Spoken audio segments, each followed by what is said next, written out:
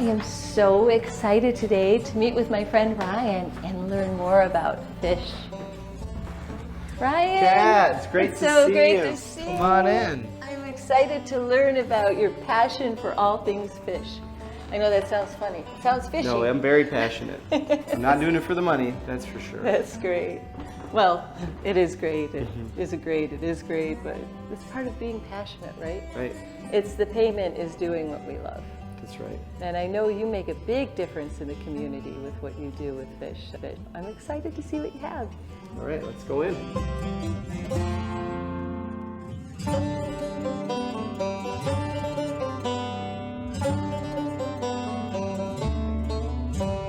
I'm here with Ryan today. Ryan, you have a very cool life.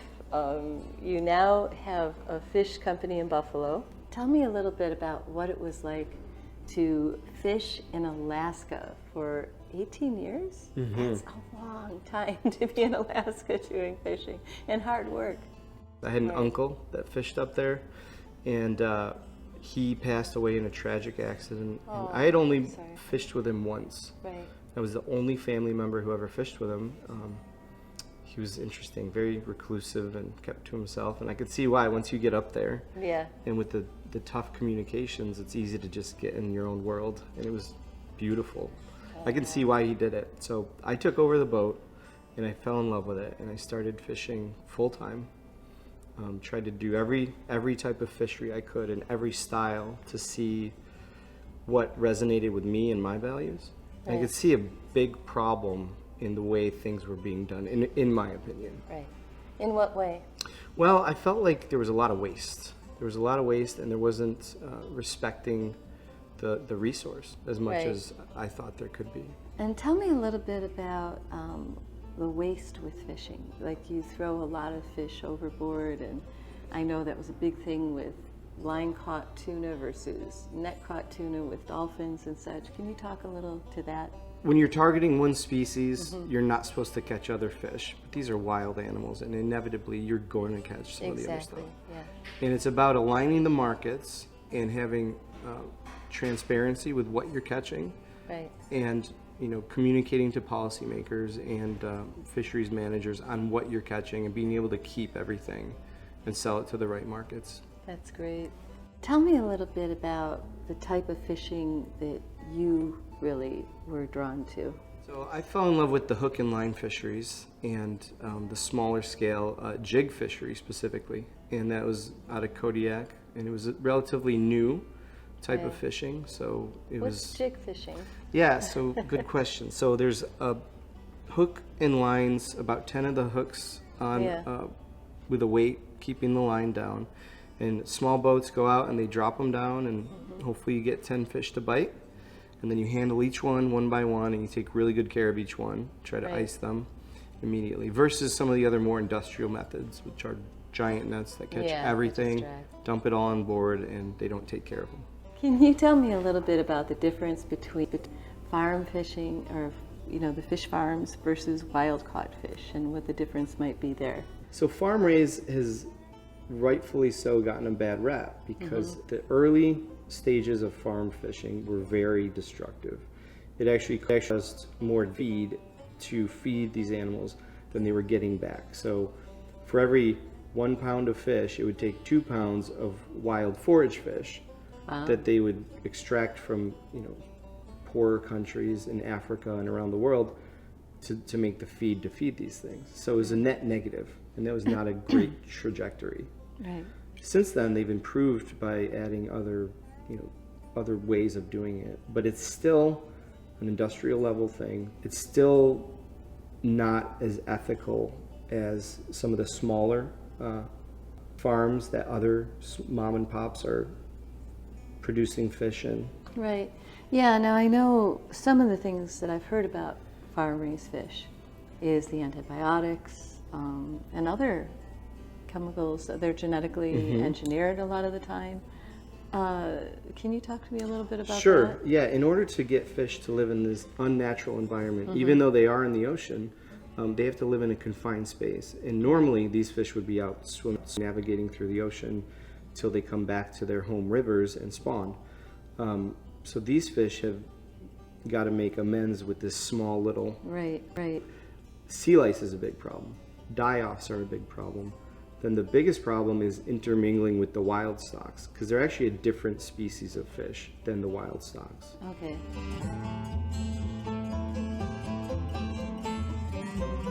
And who's this guy that's bringing in the fish here? This is Jeff, our manager. Hi, Jeff. Nice to meet you.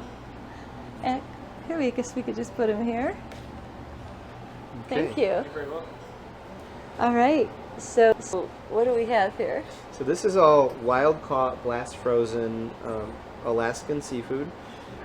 This here is ling cod, and it's funny because it's not a ling or a cod, it's actually a green ling. So it lives in the same type of environment as a halibut.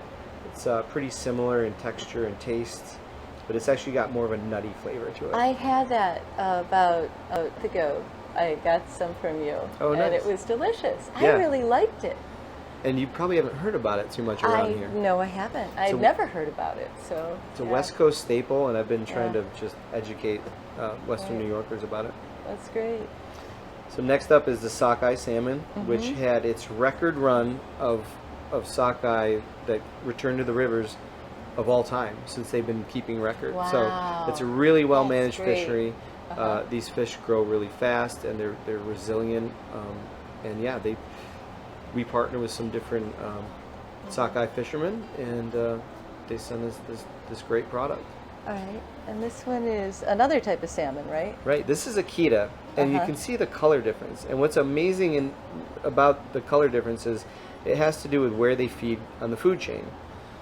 So these sockeye are more filter feeders, and then these Akita will bite. The biggest thing is they bite hooks. So you Oh, can okay. catch Akita on a hook, whereas the sockeye use gill nets. And Oh, all right. they're caught with small boats, and that's amazingly has a very low bycatch. Okay. You mostly catch other salmon. Right.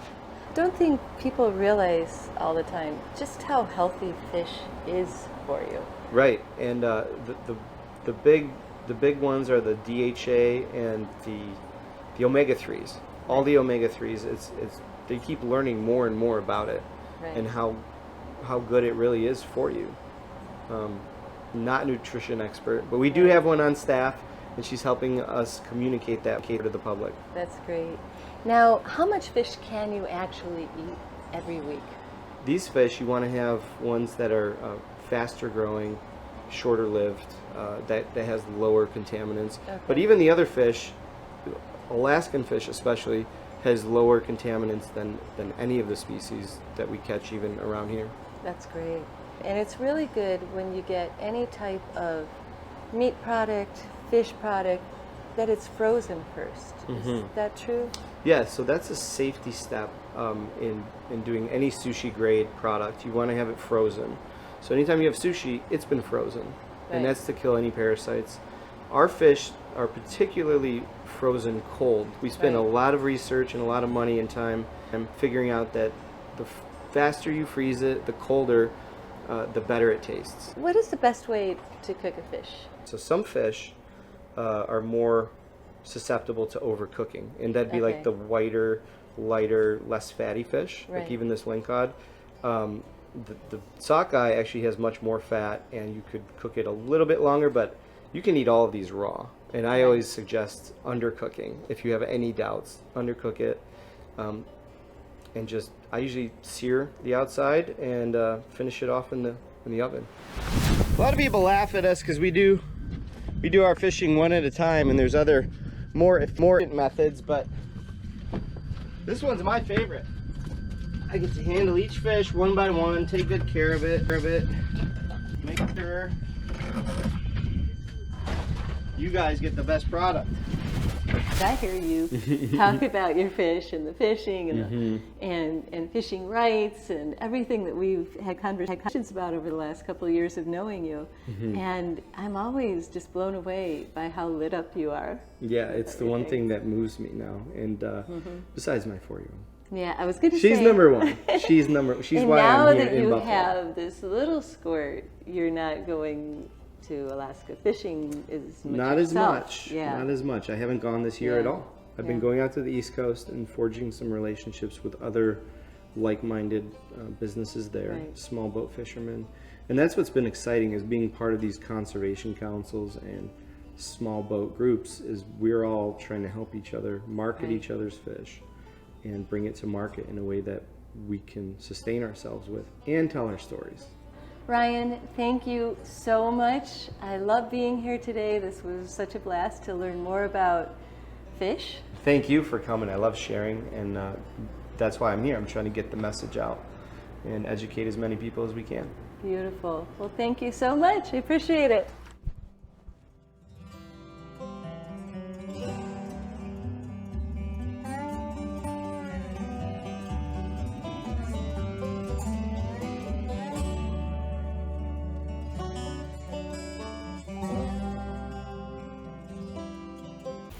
Thank you so much for watching Passionate Living.